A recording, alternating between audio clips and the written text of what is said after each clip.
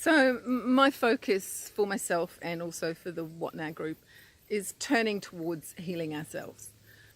So one of the things that the professionals do recommend is that people who've survived cults have a look at the literature on how cults manipulate people, so that they can look at their experience and see basically that it's not their fault, that they have been manipulated, that they did not deserve what happened to them in any way at all.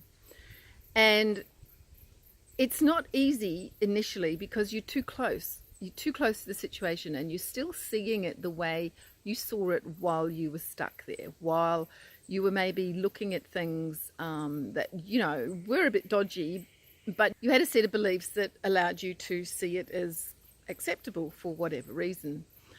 But we're at a stage now where having just a little bit of distance from it, I think it could be really, really helpful to step right back and write your story. Write whatever it was that happened to you, what you saw, how it affected you, and how you processed it, up to the point where you are now. So, I've been writing. I'm a writer, and there have been other people who've been writing posts on Facebook and stuff, and also writing things on the blog. And that writing process has been really, really helpful. So I just want to encourage you to write your story, whatever it is. I think the important thing is to write just what happened and just how you felt about it. Yeah. So don't get into conjecture. Don't get into, hearsay, that kind of thing. Just stick to what you heard, but also, what you read that other people had written or told you, that, people that you respect, that haven't got caught up in speculation and so forth.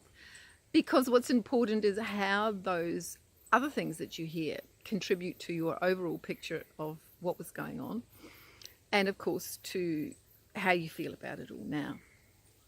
So the idea is to try and sort of see it as part of a journey. The initial shock has passed. A lot of people have actually left Rigpa. And the thing is that once you've left, physically, once you're no longer part of it, and the next step is to leave, emotionally, and to sort out the beliefs that you also need to leave behind. Because there clearly are some damaging beliefs that we all subscribe to. If they weren't damaging beliefs, nobody would have been damaged. So at least the beliefs were interpreted in such a way that was damaging. So, we need to look at that and make sure that we leave those kind of beliefs behind. Easier said than done. Anyway, the point of this video is that writing your story can be very, very helpful, even if you don't show it to anyone. However, if you do write your story, I would love to read it. And it's possible that at some point there may be a book written in which your story might be able to be part of. So whether it's something that is only to share amongst the people who contribute, or whether it's to be published, who knows? Really, I couldn't say at this particular point in time. But I just want to encourage you to write your story. And I think it does help to think that you're writing it for someone, and that there is somebody you can share that story with. You might not be able to find yourself a therapist and speak openly and directly to someone. Even though Rigpa think that people are able to speak openly, as I say, the people that have been directly abused and know that they've been directly abused have actually left Rigpa. So that really is kind of irrelevant to them. And, whether that's true, that you can have a genuine conversation about that or not, I don't know. My experience is that you can say as much as you like, but it doesn't change anything. And it's all seen as your perception anyway, which is, kind of like a subtle way of disregarding it. So if you're someone who hasn't been able to tell your story to anybody yet, then I'm suggesting that you write it down. If writing it is going to be too much, you're welcome to contact me, and you can Skype me and tell it to me. The idea being that it's primarily a healing process for you, that I am like your witness, just to listen. And if you submit something with the possibility that it may one day go into a book, then your story would be helping other people, because you're not alone in this. There's a whole lot of people who have experienced what you've experienced. And there probably will be in the future as well, unfortunately. So the next time it happens to someone, if your story is written and is publicly available along with a whole bunch of other people's stories, that can really help other people to heal, for the readers and for the contributors as well. So if this idea resonates with you somehow, then write it.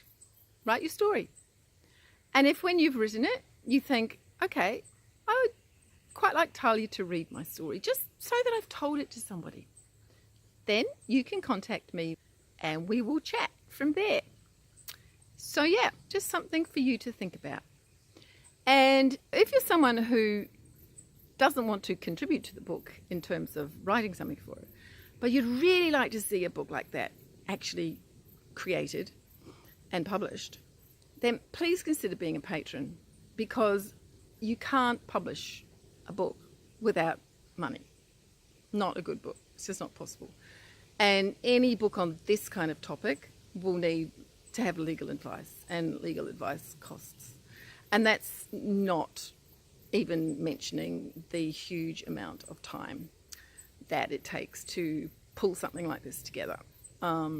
So yeah, my role would be only one of a bunch of different contributors, but I would be the editor. So yeah, so there you are.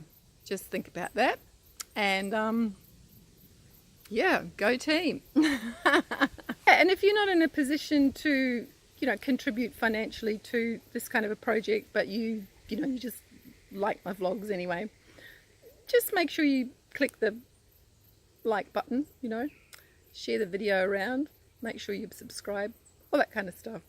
And I'll be talking again later. Bye.